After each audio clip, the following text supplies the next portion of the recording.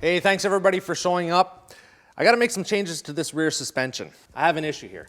The way I set this up when I put it in originally is there's too steep of an angle on here, so that's like a big wall hitting the powder, and we don't want that. This suspension is off free ride, and it just isn't set up for that. So what I'm gonna do is I'm gonna take out this suspension, shorten up these extensions that we made, pretty homemade, but they're pretty cool. I'm gonna shorten these up by about 3 or 4 inches. Then I'm gonna pull the whole suspension back, and it's gonna give me a nice, smooth angle of attack. It's gonna help me out in the powder.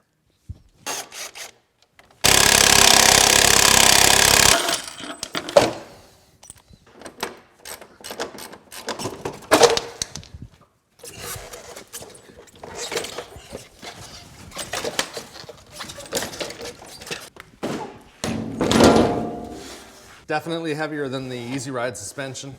So it was pretty easy to take that skid out. It took me about 5 minutes. Now what I need to do is I got to shorten up these rail extensions. Now these are homemade. JL made them up at his shop. My technical advisor, the guy's a brilliant genius, but I made them too long. I set it up more or less like what the free ride should have been. So if I take those down about 4 inches, it's going to give me a nice angle of attack on that snow. The best that I'm going to be able to get out of this. So let's tear this thing apart. When I put this extension on, I put a little stiffening rod in here just to keep it a little stiffer, so if I'm coming down on the back end of this skid, I don't want to overstress it and bend these rail extensions. I just had an old cross shaft off of something and I cut it off and threaded this out. Worked out just perfectly.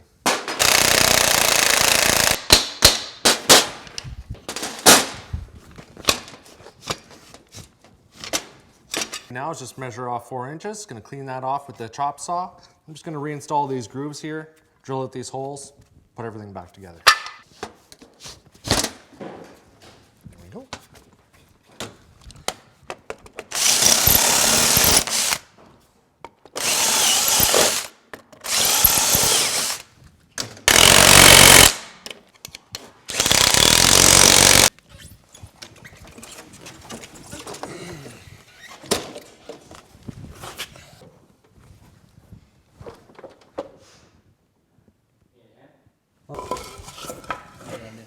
Pull back.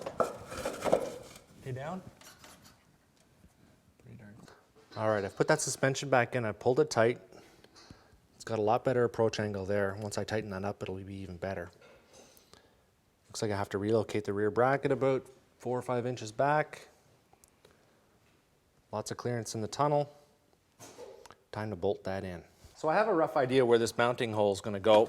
I'm just going to use my T here on the frame, on the chassis. Tighten that up. Right about there.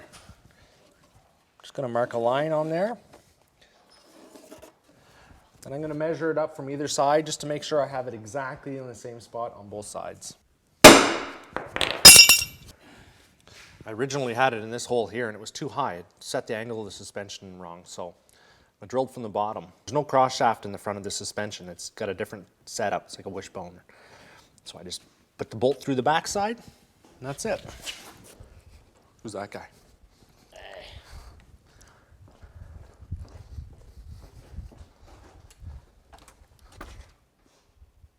It's snowing. Whenever you're modding out your sled, you're putting a different suspension in it, chances are pretty good you're not going to be able to use your old mounting holes. So just pull off the bracket. Could be off of any sled. This one came off the XLT. It was flat. I bent it over for my needs. But you got to use a bracket when you're installing the suspension. If you just mounted it right into the aluminum tunnel, you're going to rip it out. It's not going to last. So I pulled that off the XLT. I'm going to move everything back. I'm going to use that to install it. I've measured up my holes on both sides. This is where it's got to go through. Now, to install this plate, I need to mount it in place. All I have to do is just stick the bolt through.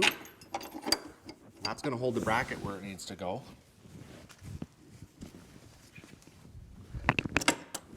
Snug it up with these clamps.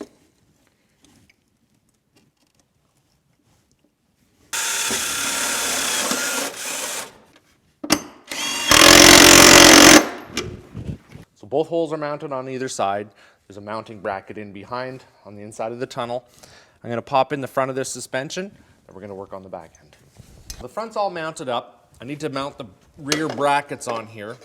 When installing an aftermarket suspension or suspension off another sled into your sled, you're making your mod, you gotta make sure you get the exact distance between the front and rear arms, hole to hole. So what I did, I went online, asked one of the guys on a different forum what the distance was between the front and rear arms on his sled. This is off the 2009 Rev XP. So somebody went out, measured it up for me. It's 28 inches, center to center. And that's what I'm gonna set it up at. I find it's easiest if you just mount these bolts, tighten these up. It's almost 28. So I'm gonna put some weight of the sled on the suspension.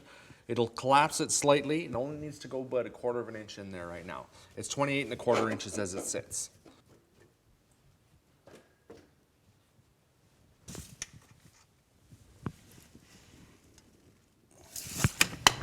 Too much.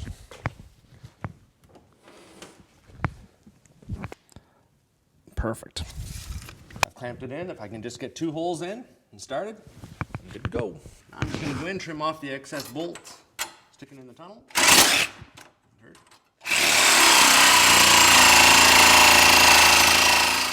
To secure those mounts on, I'm just using these little M5 bolts here with nuts. They're graded at 8.8. They do have a little coating on them too to keep them from rusting. Some guys will use a rivet to put those on. I prefer these little bolts because I can take them off and on and move them around if I have to, just like what I did, right? The finishing touches on there. Oh yeah, everything's nice and tight.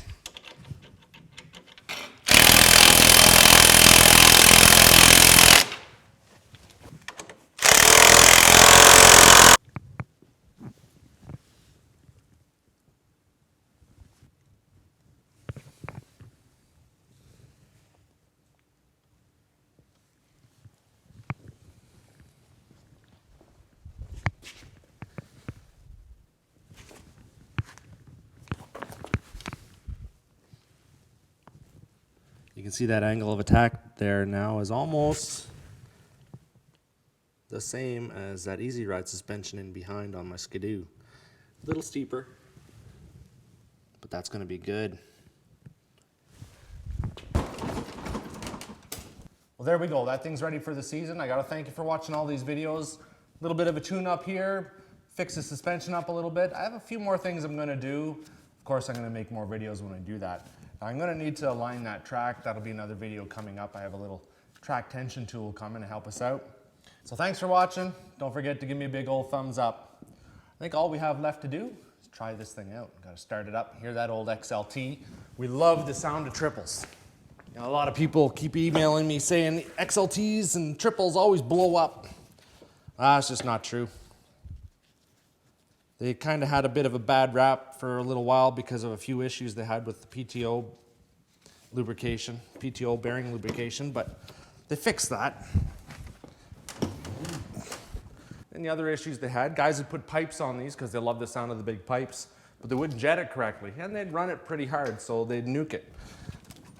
When you play hard, it gets expensive.